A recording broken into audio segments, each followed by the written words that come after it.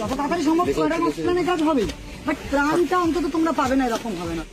তোমাদের জন্য ওষুধ, বিশেষ করে প্রসূতি মায়েদের জন্য চিকিৎসা, আর তোমাদের খাবার, শুকনো খাবার। আর আমরা চেষ্টা করছি এখানে কত নিয়ারেস্ট কোনো জায়গায় যদি একটা কমিউনিটি কিচেন করে কিছু রান্না তোমাদের পাঠানো যেতে পারে। আমাদের যারা ভিপিরা আছে আমরা অলরেডি কিছু ত্রাণ দিয়েছি, এটা কিন্তু এখন ইউজ করে না, ঠিক আছে? এটা তখনের জন্য, যেহেতু আমরা যদি পরে হঠাৎ করে আসতে না পারি এবং এই গ্রাম তো পায় না, সেই জন্য পাঠানো, ঠিক আছে? এটা কিন্তু এখন যতদিন তোমরা নিজেরা সার্ভাইভ করতে পারবে কর। আর এর মধ্যে সবকিছুই দেওয়া থাকছে মোটামুটি, সেই রেডি থেকে শুরু করে চাল, ডাল, তেল, নুন, মশলা, সমস্ত, ছোলা, ঠিক আছে, ছোলা, চিনি, গুড়, সমস্ত দেওয়া থাকছে, যাতে তোমরা অন্তত 7-8 দিন এক একটা ফ্যামিলি সার্ভাইভ করতে পারো। আরও পাঠানো হবে, কিন্তু যদি বিচ্ছিন্ন হয়ে যায় কোনোভাবে, যাতে তোমাদের অসুবিধা না হয়, সেই জন্য আমরা আগাম চেষ্টা করছি। এটা হচ্ছে আমাদের মাননীয় মুখ্যমন্ত্রীর অনুপ্রেরণায় আমরা করার চেষ্টা করি, যাতে তোমাদের কষ্ট না হয়, তোমাদের কাছে পৌঁছানোটা, ঠিক আছে? আমাদের ডিএম স্যারের প্রশাসন, আমাদের প্রশাসন সবসময় সঙ্গে আছে, আমরা থাকবো, কোনো অসুবিধা হবে না। এরপরে আমরা কিছুটা খাবারের ব্যবস্থা করাতে হলো, আপনি তো দেখলে শুনলে, যাতে ইলেকট্রিসিটিটা আমরা করতে পারি সেটার চেষ্টা করবো আমরা। এবং তোমাদের যেখানে যেখানে অন্তত জেনারেটর দিয়ে, সাবমার্সাল দিয়ে জলটা ব্যবস্থা করতে হবে, জলের ব্যবস্থা আমরা দেখছি, জল, ইলেকট্রিক।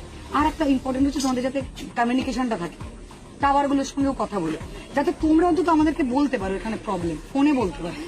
আর তারপরেও যদি সুবিধে, মানে আমি জোগাড় করতে পারি একটা স্যাটেলাইট ফোন অন্তত এই দিকের জন্য দিয়ে রাখা থাকবে, ধরো কিছুই বিচ্ছিন্ন হয়ে গেল, তখন অ্যাজ আ প্ল্যান, যাতে আমরা অন্তত তোমাদের সঙ্গে কানেকশনে থাকতে পারি, পৌঁছতে পারি কিছু, ঠিক আছে? ঠিক আছে, আর কি তোমাদের যদি কিছু বলার থাকে?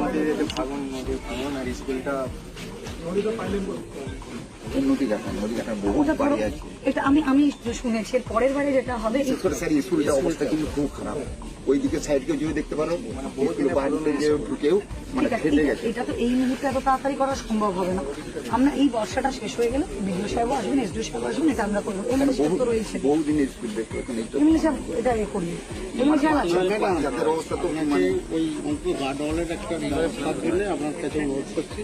আর স্কুলটার অবস্থা দেখছি আমরা এই 7 দিনে কতটা করা সম্ভব, 22 বছর যতটা এই 7 দিনে করা সম্ভব ধরা আছে তো, ঠিক আছে? আর যেটা বলছে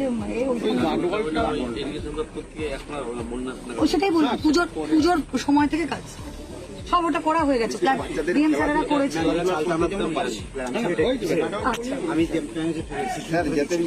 বাচ্চারা যাতে খেলাধুলা করতে পারে, সেই জন্য একটু মাঠটা পাড়ি দিতে পারলে অনেকটাই বাচ্চাদের পড়াবে, সেন্টার নেই।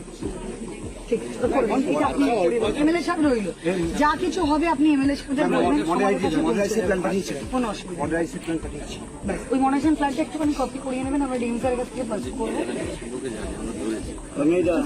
করে দেবো।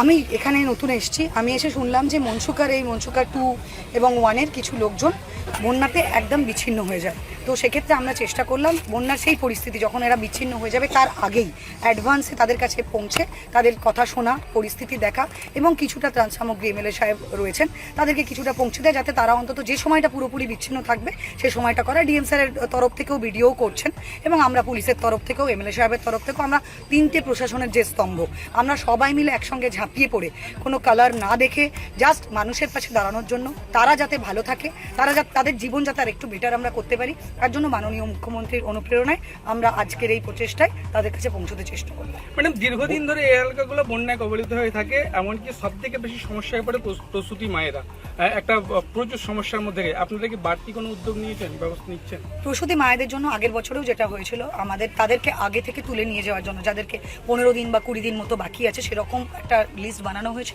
তাদেরকে আগে থেকে নিয়ে গিয়ে রাখা হবে। এটা সিএমও সাহেব অলরেডি প্ল্যান করেছেন, ডিএম স্যারের তত্ত্বাবধানে আমাদের মিটিংও হয়েছে। আর তারপরেও যদি এরকম অনেক ক্ষেত্রে অ্যাডভান্স লেবার পেন হয়, সেক্ষেত্রে আমরা যাতে পৌঁছতে পারি তার জন্য আমরা প্রপোজাল দিয়েছি। আমাদের এক্সট্রা বোট থাকবে, এক্সট্রা ডাক্তাররা থাকবে, ক্যাম্প থাকবে, যাদেরকে পৌঁছে নিয়ে যাওয়া হবে, যাতে খুব সুস্থভাবে একটা বাচ্চার তারা জন্ম দিতে পারে। ম্যাডাম, বন্যার আগে কোন কোন দিকগুলোকে গুরুত্ব দিচ্ছেন এবং পরিকল্পনা কি নিচ্ছেন? আমরা এই মুহূর্তে দাঁড়িয়ে মেনলি এইখানের ঘাটালের ক্ষেত্রে মনসুকা 1 আর 2টা আমরা সবার আগে করছি। তাছাড়া মনোহরপুর থেকে শুরু করে আরও কিছু গ্রাম আছে, সেগুলো আমরা চক আউট করেছি। প্রত্যেকটা গ্রামের সমস্যা আলাদা আলাদা করে গ্রামের ক্ষেত্রে যে গ্রামের সমস্যা, তবে মেন সমস্যা যেটা হচ্ছে ইলেকট্রিসিটি, সেই জন্য কিছু জায়গা করা হয়েছে, অলরেডি মিটিংয়ে বলা হয়েছে তাদের যদি ট্রান্সফর্মারগুলো একটু উঁচু করে দেওয়া যায়, যাতে ইলেকট্রোকিউটেড হওয়ার ভয় না থাকে, আবার পাওয়ার সাপ্লাই থাকে। কারণ পাওয়ার সাপ্লাই থাকলে সাবমার্শাল দিয়ে জল উঠবে।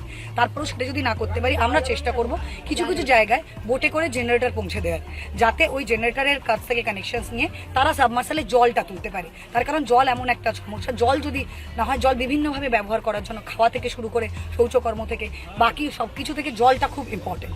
আর কিছু খাবার তুলে দেওয়া, কমিউনিটি কিচেন আমরা রেডি করছি যাতে রান্না খাবার পৌঁছে দিতে পারি।